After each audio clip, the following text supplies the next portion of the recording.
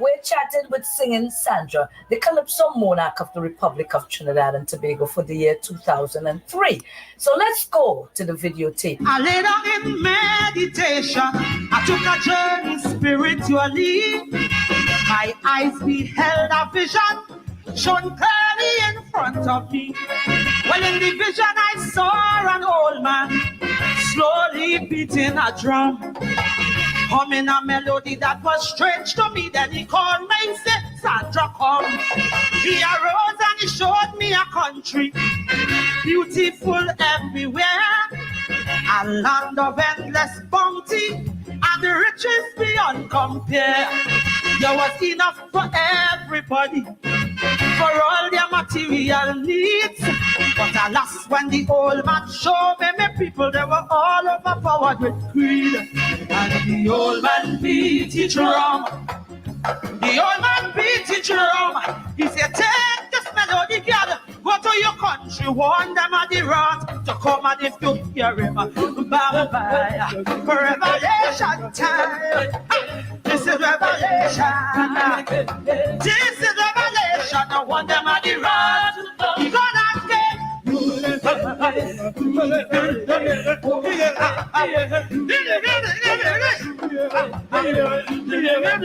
on them of the road to come. Leaders were fighting each other. They were tearing the people apart. Friends who used to live happy together, now hatred filling their hearts. Neighbors were cursing neighbors, whole villages in mayhem. I heard they were listening deceitful leaders who were preaching for doctrine to them. Look, compassion went out of the window. Deviousness reigned instead. Morality was low, low, low, but the people were spiritually dead. But the old man beat his drum. The old man beat his drum. He said, take this melody, girl, go to your country, warn them of the wrath. And if you hear,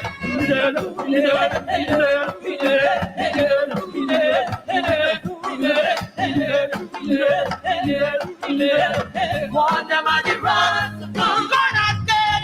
I'm gonna get revelation. Revelation. You know what he tell me? He said, go tell it on the mountain, over the hills, and everywhere.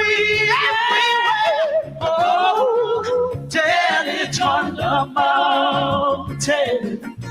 The old man beat his drum.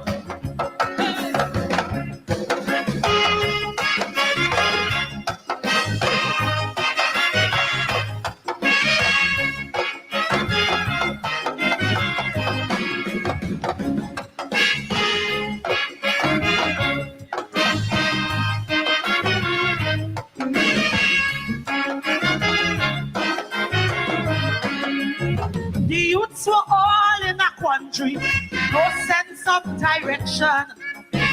They lost all hope cause they just can't cope. They're already yet, but they're gone. They have no respect for their elders, no respect for themselves also. Their spirits were all in tatters and reading an all-time low. Then I hear them cussing the system, they're cussing the leaders too. But they were raping, stealing, shooting and looting, but they all had nothing else to do. The old man beat his drum. The old man beat his drum. He said, take this melody, girl, go to your country, warn them on the road to come on and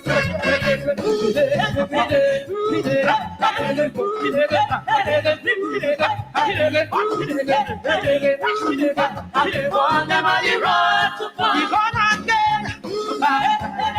revelation time.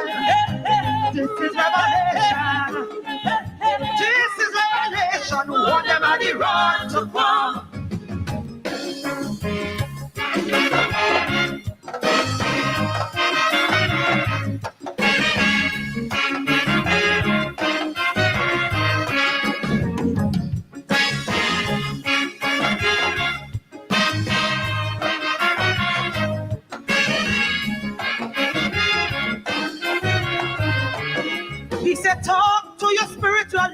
Tell them get on their knees and pray to get rid of all these karmas that driving good spirits away. Then he tell me, talk to your fellow Calypsonians.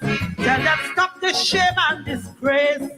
Encouraging people to get on bad, jump up and mash up the place. But behold, I saw the sunrise coming over the mountain range. The old man said that is a symbol of hope if your people get serious and change.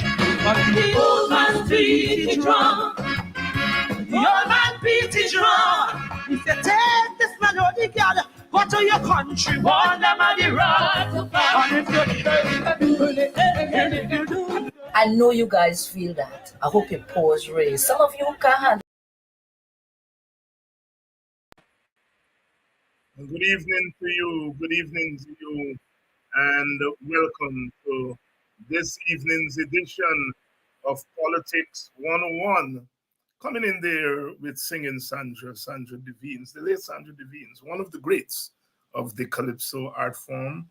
The old man beat the drum, and we are in that season, that period of the drum beating, emancipation. We are, of course, observing emancipation in Guyana and the English-speaking Caribbean. Lots of activities organized across the country.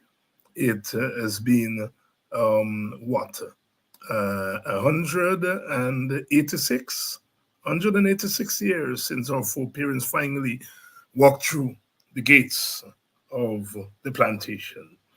We are still suffering the scars of bondage. We are still suffering from some of the side effects, the after effects of enslavement. But we are here to tell the story. That is what is important. We survived slavery, and we survived the after slavery, and we are here to tell the story. Please share the link. Let everyone know that we are on tonight, Politics 101. Sister Dawn Cush. Dawn Cush is going to be here, attorney at law and social and political commentator.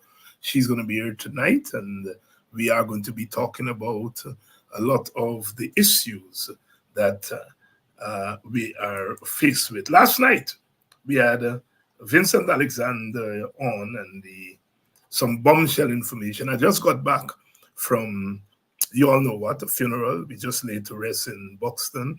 Our fourth death for the week. Lord.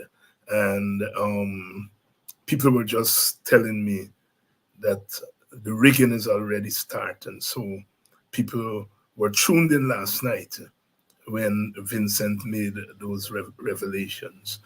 But they're urging us to fight, because we're not going to be able to win anything unless we fight. Really, people are saying, oh, a man of the cloth, a priest told me this week, he said, with all the revelations, all the corruption revelations, all the revelations, it is an election for the opposition to lose. And I told him, coming from a man of God, I'll take that any day. I'll take that any day. Good evening to you, and welcome to Politics 101. Like to thank all of you, all you Buxtonians who told me you are going home from funeral to go and watch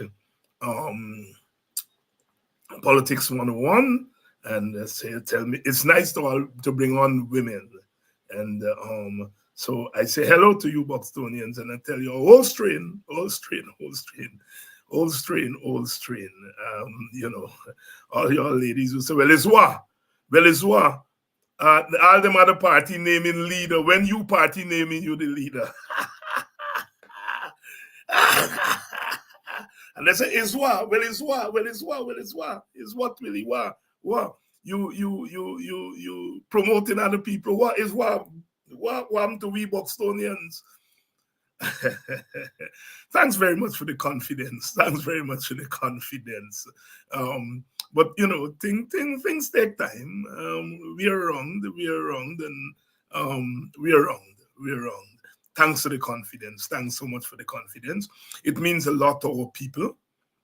It means a lot to our people to see their people their sons and daughters, whether we are lawyers, whether we're academics, whether we are nurses, teachers, they like to see us talk up for them, as they told me this evening, in this afternoon in Buxton. We like to see we people who we watch grow up, we watch run around, and they're there talking of us. So good evening to all you wonderful Buxtonians, all you wonderful Buxtonians. I'm forever grateful to you all. I would not, could not, cannot be what I am, where I am, without what you have given me in that village. And I cannot ever repay all of you who would have crossed me across the road when I was a little boy going to school. All of you told me that I'm a good boy, or you're a bright boy, or whatever. It was nice to catch up with some classmates today who were sitting on in bench with, and to reminisce of those days way back. There is nothing greater than ordinary working people who wake up every day and try to make a better life for themselves and for their children. How they do it, we can never quantify it, but they do it. And I am so grateful for them. I see people on this live every night, every day. I never knew they were interested in politics. And you meet them and you say, yes, well, it's not you all always got us in the politics thing. Very glad to know that one does not move far away from the roots. It's emancipation time, and as you know, we've been doing our fund drive, our emancipation fund, and we are trying to contribute to emancipation activities in Buxton, Den Amstel, Belladrum. And I'm getting a couple of requests from other communities, and we'll see as the donations come in. I want to thank all of you who have donated to the fund, and hopefully we'll have enough to share around to the communities. The PPP is trying to derail the activities this year, but they're not going to succeed. They are not going to succeed. We will not let them succeed. So please share the link, share the live, and let everyone know we're on a Friday night. Our regular guest is usually Dr. Vincent Adams. He's been traveling, having some good time. Political people do have good time sometimes. So tonight, we're going to have Dawn Holder Cush. And the old timers would remember Dawn's father, Terry Holder, who was an institution in our country in many regards. We are always all-rounders. And we have to be, we have to think on our feet. We have to think of survival. And while we're surviving, we are thinking about freedom. Always thinking at several levels at the same time. And so, when you see our people and you hear them, they are business people, but they're very versed in cricket, for example. They're scientists, but very versed in poetry, and politics, because we always have to think. We always have to think about several things at the same time. Simultaneously, they make the word for we. So good evening to all of you wonderful people in Berbice. Thank you all so much for joining us. It's Emancipation West Berbice. I know you all are raring to go there. The big soiree, 2 soirees we have on the 31st. The soiree in Hope Town, and then in Buxton we have our Black is Beautiful concert headlining Yoruba singers, Buxton Fusion, drummers, Buxton Pride Steel Band, and a host of other artists who are going to be there. Please put time aside so that we can observe our thing. Let me bring in our guests and start the interview. Good evening, Dawn.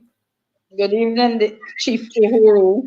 Chief Uhuru, you don't forget that at Not all. at all. Hey, Not at all. yeah. One must respect a man's titles, There you go. particularly when given by their African ancestors and their ancestors. Yeah, thank you. But you know, How have you been keeping? my God, I mean, it's so much to absorb that is happening. It is amazing. As you said, the man of the clergy said, the election is won for the opposition to lose.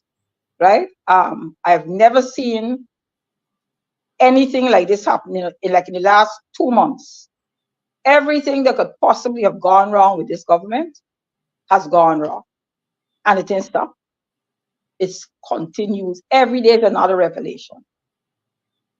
Another revelation. Yes. If you go on Melly Mel's page, right, they have all these reports from persons who allegedly are policemen, and she'd reach policeman number 50.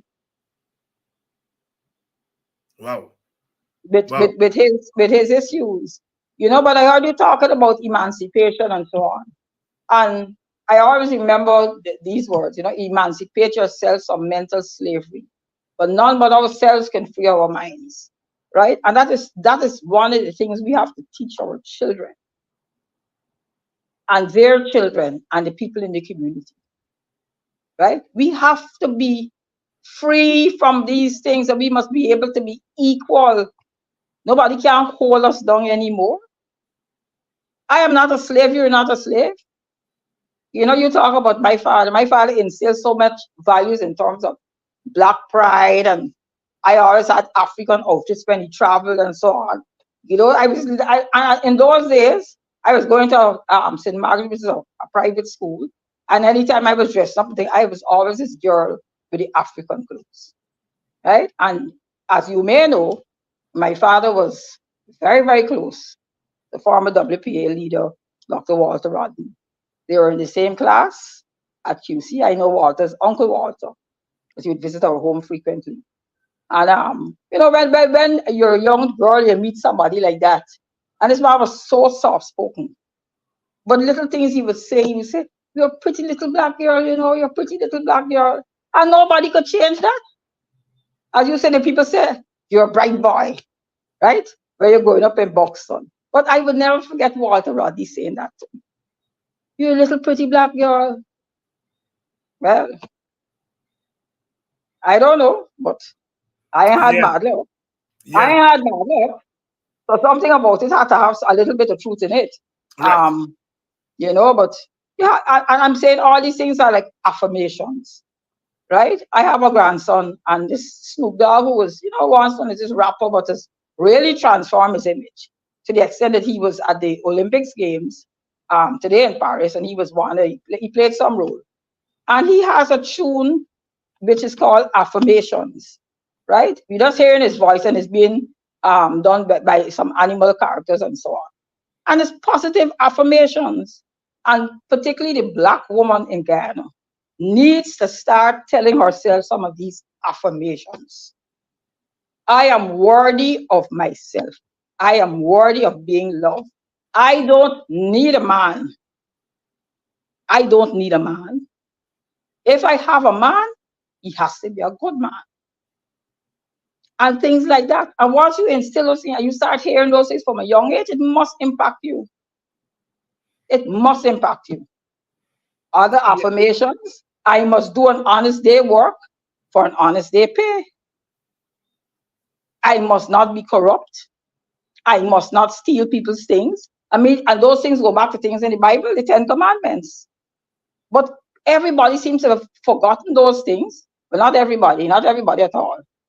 But some people who one would expect would not go that route, whose duty it is to protect and serve, have shown us blatantly that only persons they're looking after is themselves.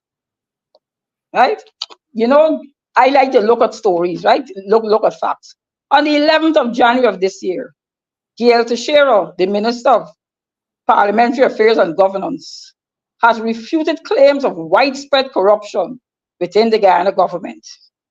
She emphasized that existing anti-corruption framework in the country is effective and challenged the opposition to substantiate the corruption allegations with evidence. Well, we have the evidence here right now. The evidence about some senior police officers is right there. Not only the evidence against them, but we saw a list of promotions or alleged promotions in the Guyana police force. Right? And it was clear to see what is going on. The Minister of Home Affairs, Robeson Ben, has just had gazetted the fact that we now have 6 deputy commissioners. For what? For what? To watch each other? Why do you want 6 deputy commissioners? You can't even manage those that you have. You can't manage those that you have. You want everybody to come up now. Who got bodyguard the bodyguard? Mm-hmm. Who is going to bodyguard you with 6 deputy commissioners? My goodness. Never before in the history of this country. I don't know, and I heard no justification for it. If you want to give people more money, you can give people more money. You don't have to necessarily promote them in rank. Because when you reach the rank of deputy commissioner, you ought to have certain criteria. You ought to be of the ilk of people like Henry Chester. Those old timers who are not so old, who are still around. Those men who served this country with distinction, Paul, so not served this country with distinction. Not any bad rackets behind them. You had Mr. Gentle, Skip Roberts, all these people, Alvin Smith, my former neighbor. You know what the policeman call him? Wrong man. Wrong man. He's too honest. You can't get no runnings when you're wrong. Wrong man. Right? And when you look at some of these stories that are coming out, and you try to pick out the truth from the untruth from the truth, what you end up with is a sordid tale of inherent corruption in the Guyana police force. And it is not something that they're unaware of, they are aware of it. And for the longest while, they managed to cover it up. A policeman buys a building, which was called Frenzy Bar, and demolished a structure. A policeman who's a lawyer, and I'll call his name is Calvin. I don't think anything I've said is in dispute. Allegedly, millions of dollars were found in a drawer at Eve Leary. Allegedly, large sums of money, millions of dollars, were found in a bank account. Allegedly, he said getting married. Allegedly, he tried to put the money through the credit union. And there was a problem with that. And today, God knows how, but it shows how people are prepared to expose these people. Mary Mel was able to access a meeting of the credit union. It is on her page, Melissa Atwell. People can go to her page and read it for themselves. It is shameful. It is shocking. And she ends by making a point that she was there by saying the lady's flower dress she found distracting. So if indeed somebody has a flower dress at that meeting, it's problems today. It is shocking. And all of this concerns this Mr. Brutus. Dawn, I mean, individuals are being fingered and so on. But the problem, you would agree, is much more deep-seated than a few individuals. And you talk about old-time policemen who acted with a certain kind of dignity and brought respect to the force. What has gone wrong? Why in the last 20, 25, 30 years, the police force has descended into the kind of institution that the boss now, the Home Affairs Minister, is saying that the police is corrupt? I mean, what explain to us what has happened in the police force? I think it started with a simple culture of take a bribe, right? When they had this joke in Guyana, if a traffic rank stops you, you will say right or left, right? Mean I could write you up, we go to the station, or I could left something with me, right? I came in from Trinidad the other night. We had to pass through 3 roadblocks. David, I could tell you one of those roadblocks was no authorized roadblock. You can't see no number, nothing. When I asked the policeman, I pushed my head through the window. I said, sir, what is your name? He said, you know me? I said, I know I won't have to ask you your name. What is your name? He mumbled something. He said, oh, you could go down. And I was with a former member of the judiciary. But they don't care. We just left one roadblock. People say, pass on. And within 5 minutes, these sat there. You could, from the time they saw it, something is wrong. There was a man arguing with them. Then when you go to the back of Mandela, there was another one there with somebody was wearing khaki, and that one was safe. You just look at the pass through. But the second one was the one that made me very uncomfortable. They appear to be on some sort of run-ins. When a policeman, you cannot see his name on a name tag, and particularly in the night, you stopping people. You ain't saying you're looking for anything. We just pass a roadblock, my brother. We got to tell you, so we just pass a roadblock.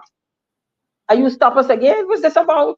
You're looking for somebody. What you looking for? He ain't answering. He's not answering. You know, those things, but I'm saying this whole culture is of officer, take a bribe. Right? As one said, they were saying police sending barbecue tickets. I have to stop. You got to buy 2 barbecue tickets for some barbecue that they got. And this has gone on for years and years and years and years and years. Right? You sit as a magistrate and you have cases and some policemen don't show up. Right? Goes on and on and on. Sometimes you issue a warrant for the arrest, they still don't show up. Eventually dismiss the case. Afterwards, what do you think you're going to say? You hear? Money pass. Madam, money pass. I think they're coming to give the evidence. And I talk about I left Guyana in 2002, prior to that. And the culture has gotten worse. And I can't justify it by saying the police are not properly paid, because the teachers and the nurses are not properly paid, but they don't have jobs where they could shake down people like that. A nurse doctor can't tell you, oh, I will not give you an injection unless you give me some money. No. But the police are in a particular position because they're there to protect and serve. They're the ones as bad as it. I mean, I never forget Mr.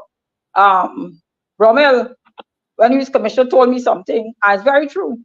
He said everybody is hurt the police until something happened, and they say, oh God, call the police.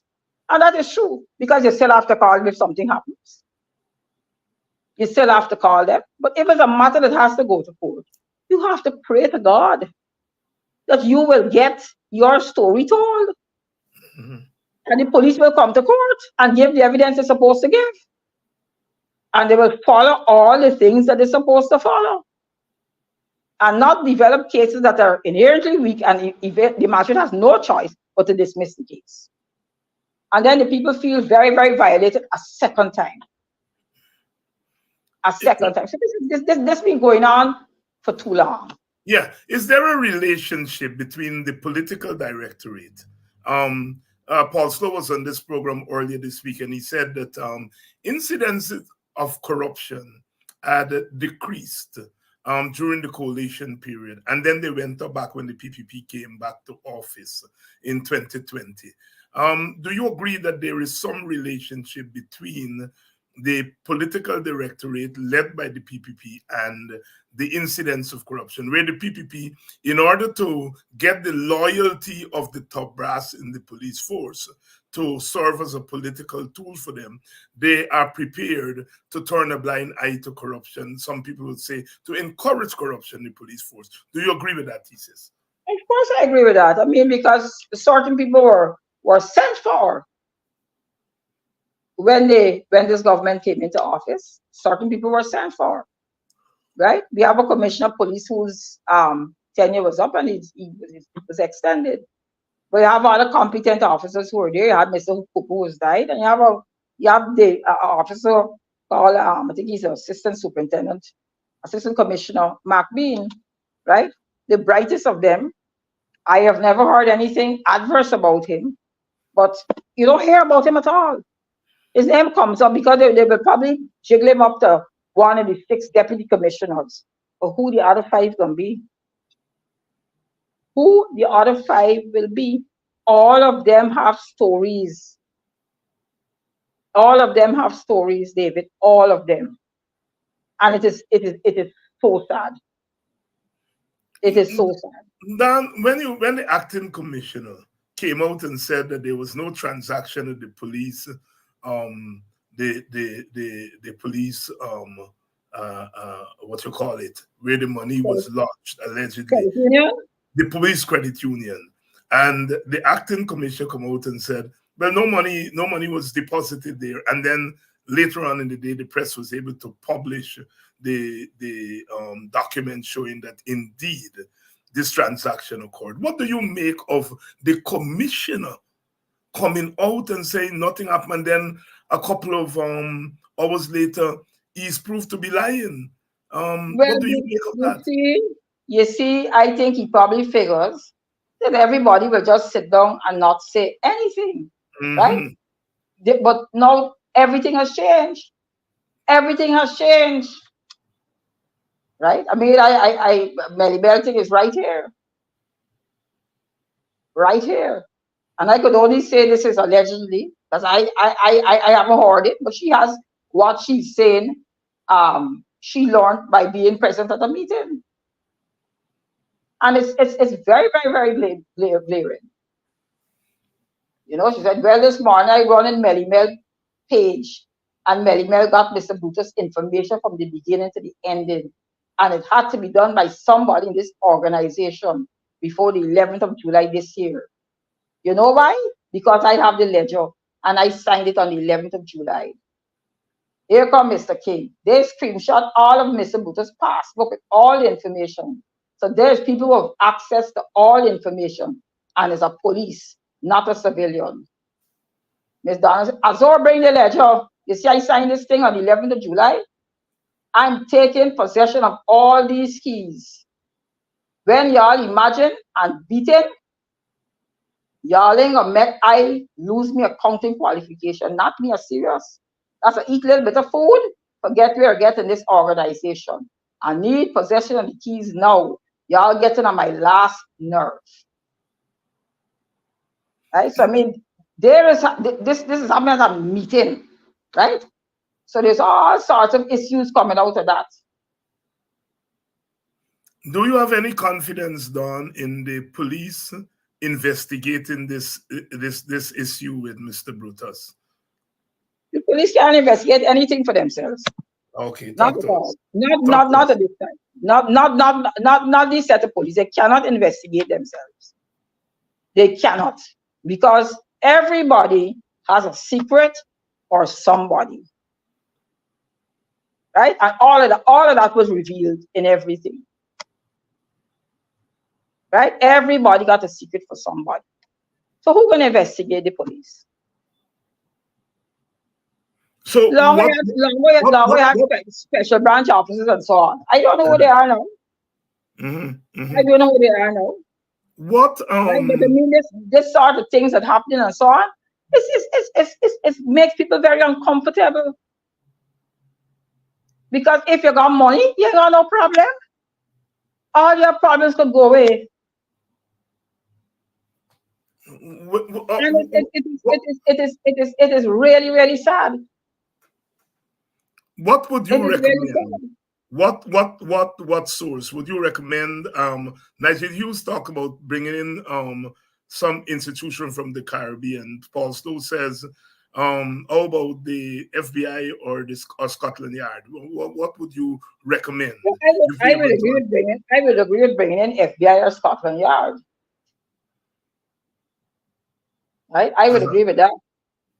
Bringing in Scotland Yard or FBI. Right? Because you want people coming who have the experience, right?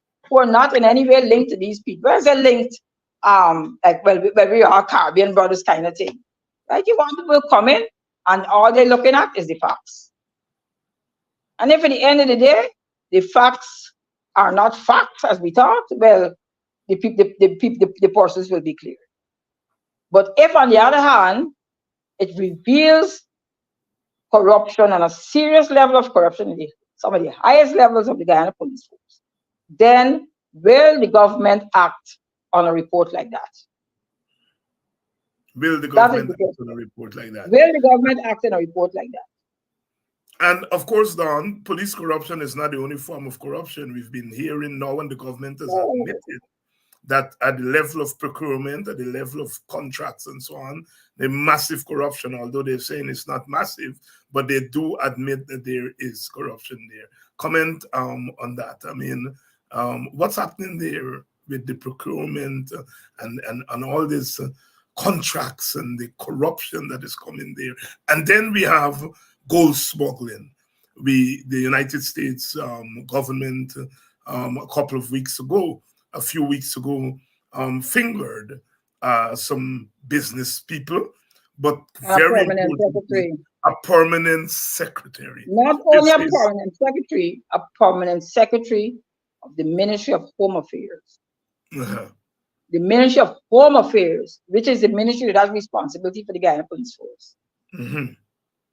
Right? So you cannot have, and I keep saying this whole thing, you see, the British got the Westminster style model. Right, we have ministerial responsibility. Where in these circumstances, Minister Robson would resign and go on his way. Right? He had, and it's unfortunate, but that's how ministerial responsibility works. Right? You had the fires, Mario, the prison, you got May Thomas, you got the Guyana Police Force issues, where he has actually said that there's corruption in the Guyana Police Force. But he just wake up this morning and find that out? No, man. He can't wake up this morning and find that out. Unless he don't have his own people who could feed him correct information. Or is he trying to shield his own government and trying to put the blame on police officers at the lower level? No, but how could he do that? Well, the evidence doesn't point the police officers at the lower levels, they take a bribe 5,000 and thing or so. Somebody buy a building and breaking it down. So it has to be a totally different story. You know, and I'm saying it's just how people are different. I remember Minister Rashid Jackson, the foreign minister. His son was caught in the United States in a vehicle that had a marijuana inside. And he resigned as a minister. Yeah. Because he said he did not want to embarrass the Guyana government. Nowadays, here you have ministers here who are in charge of the prison and the police, both plagued with major issues. And the minister is saying the police are corrupt. And he has failed as the minister, right? Because this is nothing new. He can say what he wants. He's working with a permanent secretary who's linked to Mohammed's, right? She's linked to the Mohammeds.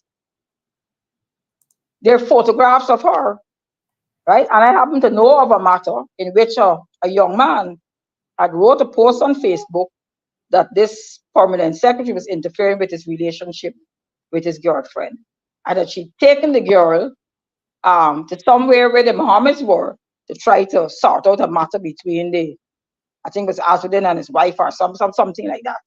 But she went on government time to do this.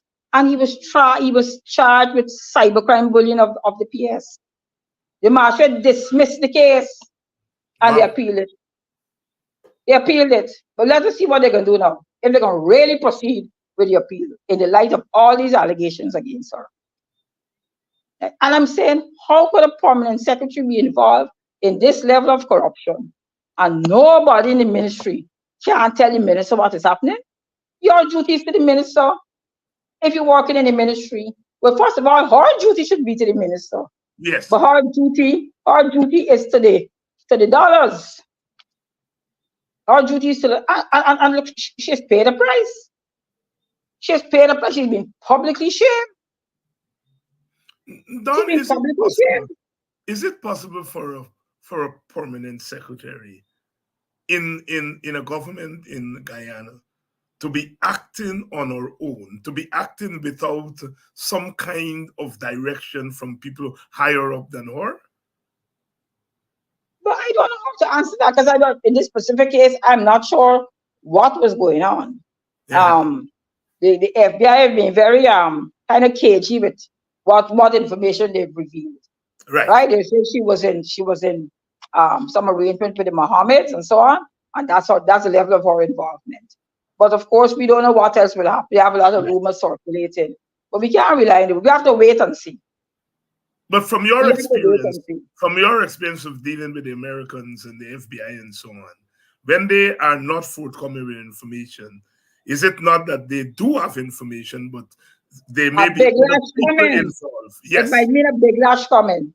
And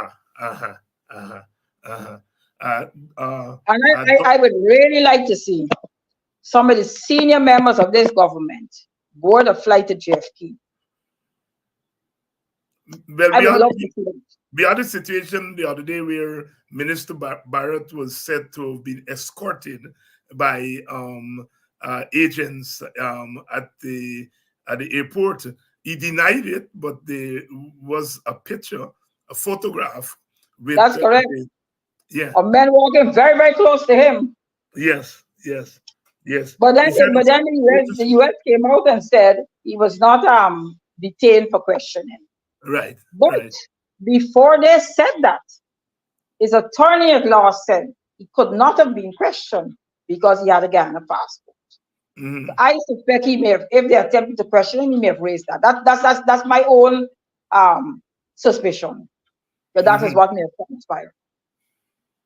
Right? So because of the diplomatic passport, right? And the thing about it with these things, he was not on a government basis. So the allegation or the rumor is that he was going to buy some yacht and some Range Rover. I don't know where these things has come from. I mean, Guyanese ministers buying yacht now. Oh Lord, we be sounding like Prince Albert of Monaco, man. Yeah. You know, so chief, you got to have a yacht and moor your yacht in Buxton, man. Yeah. Dawn Holder Cush here tonight, attorney at law, talking about corruption in the police force, corruption in procurement, corruption in a whole lot of areas here in Guyana. Corruption. Those of you who have not yet contributed to our Emancipation Fund, please do that. The Cash App information is on the screen, the Zelle information, and the MMG information. They're all on the screen. PayPal. As we said, we are raising resources to aid the emancipation activities in some of our communities. And remember, support the genuine activities. Support the activity at the national park, because we know that the story that they're doing at Multinose is meant to derail the ACTA activity. We understand that they're trying to do the same in West Bobis. We understand they're trying to do the same in Denhamstel. And what they're doing is putting on these so-called free events. It's insulting because they're saying you can always trick Black people with sport. You know, it's the highest form of racism when you are playing on these stereotypes of people. So we're urging you all, to go and to support the genuine activities that are being held in your communities. Dawn, what do you make of this holding of this story at Maltino's, trying to derail the ACT activity? Is it have they not gone too far? Well, I must say that I am disappointed in Maltino's, a club which I was once a member. Mm-hmm. For being a part of anything like that. Martinos is historically a club where persons of African descent played cricket, etc. It's not the Georgetown Cricket Club, it's not Cosmos, it's not any of those clubs. This is Maltino's, a club with a very rich tradition. Yeah. Very, very rich tradition. But I mean, it is very unfortunate. And these are things that happen all the time, Somebody can talk to somebody and they're gonna agree, and they can maybe this is what you will get paid, you do this and all that. But I don't see our activity at Malt, it's got derail actors' activity. I really don't see that. Okay. I mean, actors' activity is the one where you go, you see all the children dressed so nicely. I mean, every time I go, I take out tons of photographs. And there's this man who's always there with this stick or this hat and very regal and so on, and everybody's very proud to be African. I mean, I'm seeing the clothes selling every day, and I have to ensure that my grandson and I, when we go there, we be fashionable. I'm not going to anything anywhere else other than what actors have. And I heard you talk about activities in Buxton and the soiree, which I've never been to a soiree, and I think this year I should make an effort to go. But you see, you come from a village, Buxton. My father come from a village, Skeldon. I'm a Georgetown girl. As long as I feel kind of left out, like when you're born in Georgetown, you ain't got nothing. You're just a town girl, I have a lot of friends from Buxton, the Moses, the Bryans, and so on. A lot of friends. I mean, these are people who are proud Buxtonians. Don't talk people from Hopetown and Belladrum and so on. They're proud. I'm a Georgia. What I can say, I lived in Border. Oh, no, that don't cut it. Right. But right. unfortunately, I mean, my father talked about his days in Skeldon. Going to the Skeldon Line Park School and so on. I don't have any experiences like that, and it is what it is. Yeah. And because everybody just migrated to Georgia after a while, right? And that's what happened. Everybody migrated and come to town, and it just went on like that. You start a whole new life, and you, in terms of the connections with the villages, for some people, it's not a big deal. So I always salute the Buxtonians and people from Hopetown and Belladrum and so on. Right? Those people have stayed true and loyal to where they come from. True and that is very admirable. Right? You can't stop my friend Dawn Braffett. When it comes to soiree, she going. She's not going to miss that. You see, she and her mother's now there, but she going. Yeah. So I've never. Yeah. On the night I think I want to go. Yes, on the night of the 31st in Buxton, we're having the Black is Beautiful concert. Some people call it a soiree. The Yoruba singers would be headlining, the Buxton Fusion Drummers, the Buxton Pride Steel Band will be there, and we have a lot of other artists, Circle of Love. I think Mr. Batson is going to be there. Local dancers, storytellers, Mark Chester, the Nancy Storyman, he is going to be there. And the whole set of activities starting at 8 o'clock, going right into the morning. So on your way. You will be there? Huh? You will be there?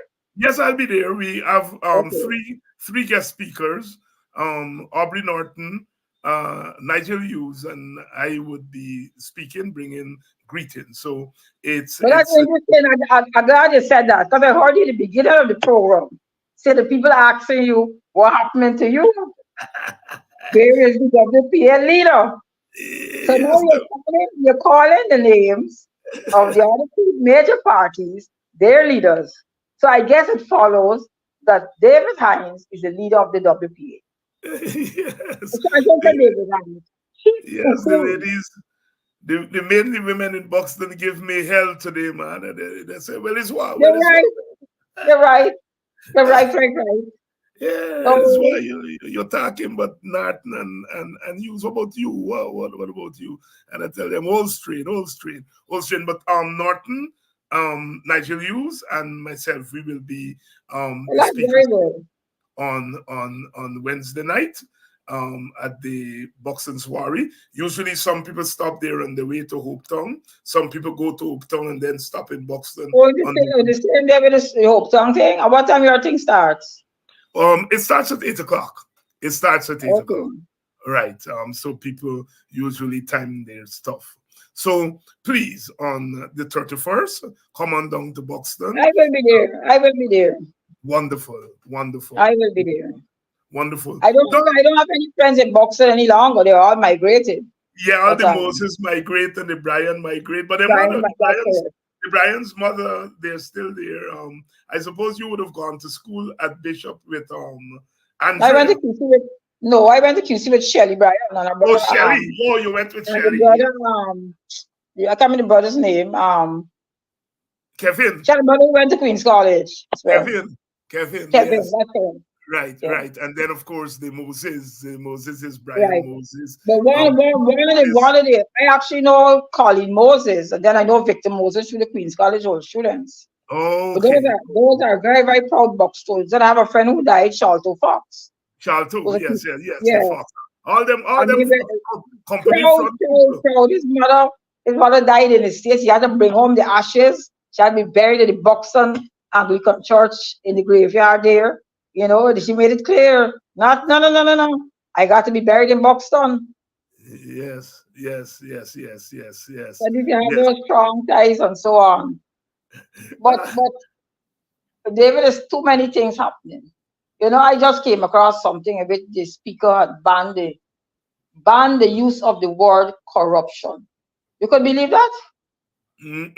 What? The Speaker of Guyana's National Assembly, during Friday afternoon, confirmed that the word corruption could no longer be used during debates in the 65-seat legislature. This is 27th of January 2023. His confirmation came in an inquiry from Opposition Leader Aubrey Norton after Shadow Finance Minister Valda Lawrence used corruption and was immediately asked to withdraw it, she obliged. Imagine that. You can't use the word corruption. We want us to break it down and say the thieving. Imagine that. Corruption is a nice word. It sounds better than to say thieving. Yeah. But it goes to show the extent to which these people are going to stifle freedom of speech in the National Assembly. Exactly. Cannot use the word corruption. Where they have to be accountable to the Parliament and to the people. It's not about using fancy language. If you have to use the word, so if something comes up now and a question is put to the Minister of Home Affairs, what is the Speaker going to say? What word are they going to use to ask? What is the issue involving the police now?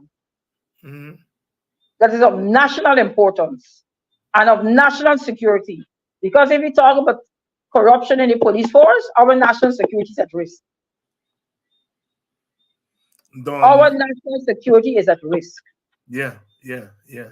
Dawn, right, but we don't see here tonight. Dawn, you an issue that you are very much concerned about is the ever-present, overpowering presence and in many regards the disrespect for this nation by the Vice President of Guyana. Talk to us about that. Well, it continues. I mean, up to yesterday, and I mentioned this in Nigeria. Nigeria made a Facebook post about the revenue Guyana gets per hour per day, right? And how much withdrawals were made from the NRF. No explanation is given. And I said, tomorrow the Vice President is going to deal with it. And he described Nigeria as what? Some ridiculous nonsense, he said. I mean, this is not even something you could make an issue of. This not is factual. But he's saying like Nigel's knowledge was limited, right? And then he says, oh, Mr. Hughes would know. Mr. Hughes represents criminals. Mr. Hughes represents criminals. I think you forget one of them. Mr. Hughes represented. I think you forget one of them. The one who came number 6 in their elections, beating Mr. Nandalai. In the same election that Mr. Jagyo want everybody to believe that Efred Ali beat him. And if people are so gullible to believe that, including the president, there's something wrong with them. Right? Yeah. And you see, they're always talking about dishonesty and this rigging of the election and thing. I think Mr. Jagyo going back again to talk about Mr. Bolam. Mr. Bolam dead long, oh God. But he got to go back and talk about Mr. Bolam. You know, and I'm going to share something with you from years ago.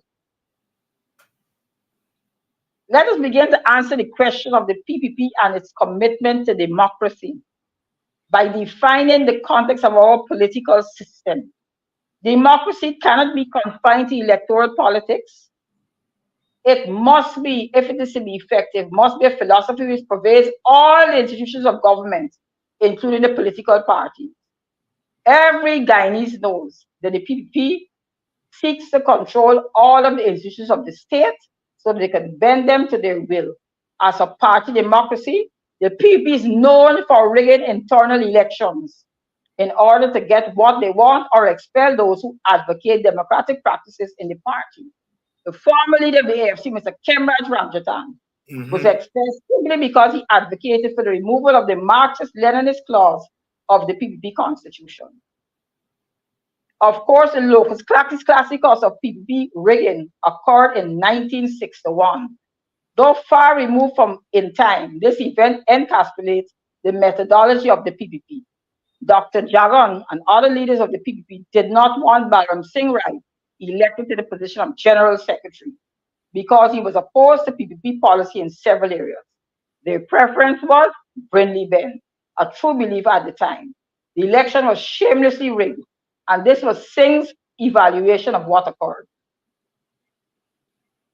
Those are historical facts that cannot be... This is what Balram Singh Rai said. He says, truly, Dr. Jagan and other leaders of the PPP should hang their heads in shame. No longer should they speak of democracy. No longer should they complain of unfair elections or gerrymandered constituencies. And that is quoted in Beturam Ramarak Against the Grain. Right? So and these are facts. And these are known facts. I mean, there's no issue about that. If you only believe in electoral democracy because their main constituency is from the Indian community. They're not principled adherents to the concept. The PPP should therefore surely call for democracy in Guyana, but support the crushing of the democratic movement in Czechoslovakia in 1968. I told you, David, I'm a student of history. I'm a student of history, and these facts can't change. They can't change it. Nevertheless, even with this, the PPP is known to tamper with the electoral system to ensure victory. And then I have a statement from the Commonwealth Observatory, but I don't want to get into the 1997 elections. Everybody knows what happened then. Everybody knows the Esther Pereira petition, right? Everybody knows about that, you know, and that with Janet Jagan and they throwing it over her shoulder and all those things and so on. I mean, oh my God, nobody could have imagined that something like that would have happened. And 3 years after, the judge ruled. Yeah, that's right. The judge, as you may know, is now the chairman of CHICO. He's now the chairman of the Elections Commission. Yep. And who is... Guyana is a very, very interesting society. Yeah. Very interesting society. Yeah. Very interesting. I mean, they have genuine people like you, that if I would hear certain things, right there, I would say, no, that's not true. They got people you could have faith in, but they got others, you got to be very careful. Yeah. You got to be very, very careful. You know, but of course, you're hearing us, Guyana a place of stories, right? And, you know, my pet peeve always, David, is always talk and talk and talk and talk. But nobody talking about the chancellor and the chief justice still acting. Acting, yeah. Nobody. You're making 6 deputy commissioners. 6 deputy commissioners. You have these young ladies acting for what? For what? Some of them may say, oh, some people might say, oh, we don't like the decisions of one of them. But if you look at all the decisions, they might think differently. They might think differently. But the fact of the matter is that, years ago, Mr. Nandalal boasted that we're the only country in the world, I think, other than Pakistan, who has this system where there have to be agreement between the president and the opposition leader, and so. Then last year, I think he said, it can't work. It can't work. But what are they going to do? But in the meantime, it can't work. It cannot work, right? But you're not doing anything. Anything. So and the opposition leader said that he's ready to confirm the 2 ladies. Right, but the president said that is not how it is done. That's right. That's right. He said that's not how it is done. But if he knows how it is done, let him do it. Then do it. If he has other people who he wants to put, let him put up other people.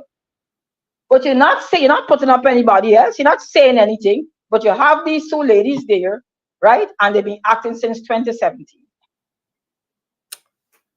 Since 2017. Dawn Holder Cush here tonight. We're talking about corruption. We're talking about the stinking record of this government that presents itself as a democratic government when it is anything else but democratic. Dawn, is there anything you want to comment on that I didn't ask you about? The Guyanese critic, if I may. Yes, go ahead. I'm not sure. It clearly seems Guyana no longer has a censor board, right?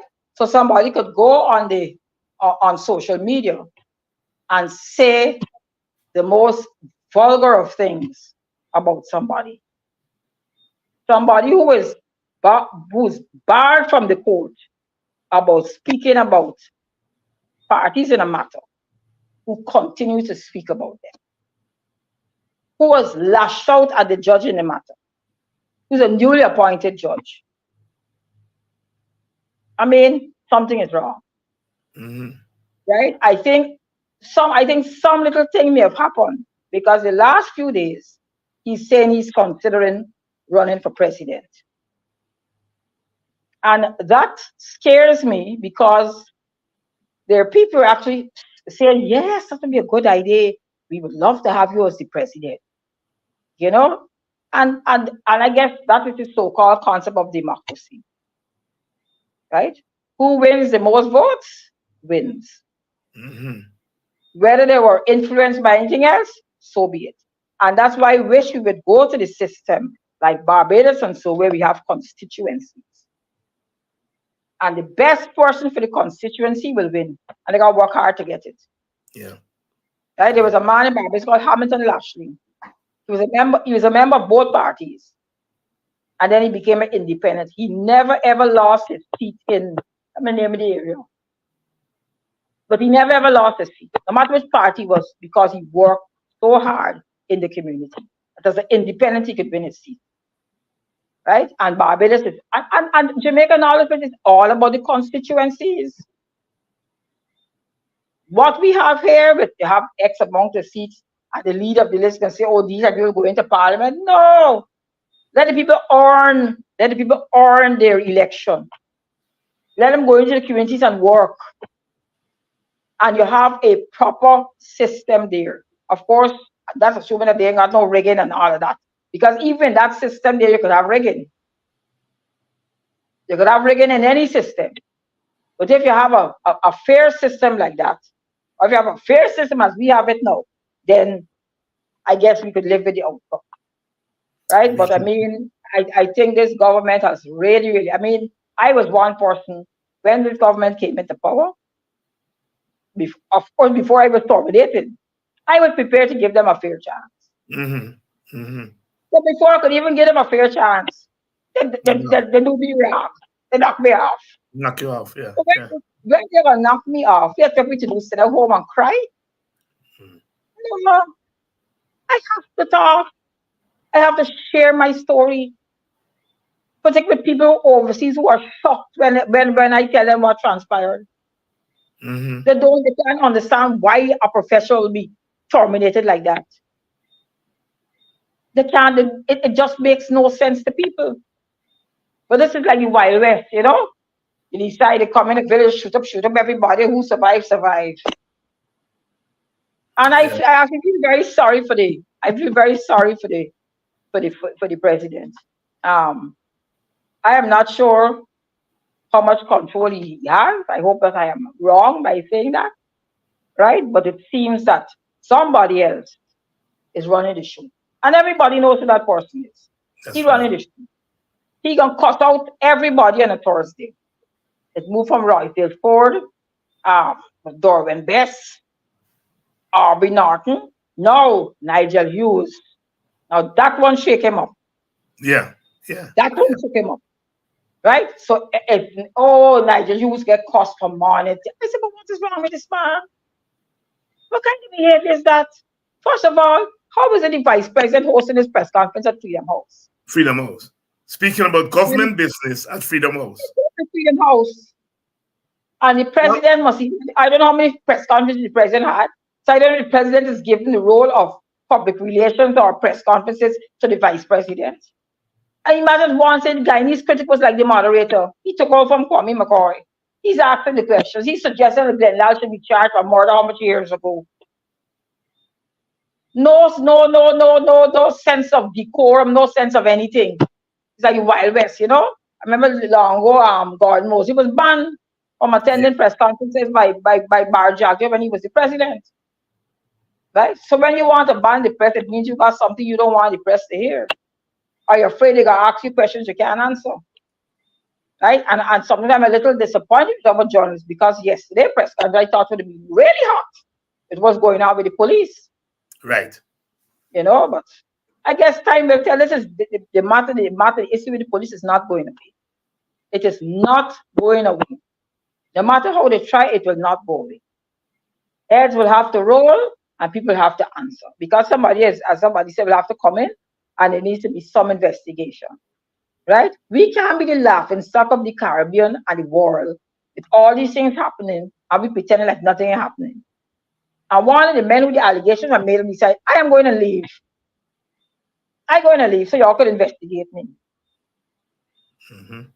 That's how it is done.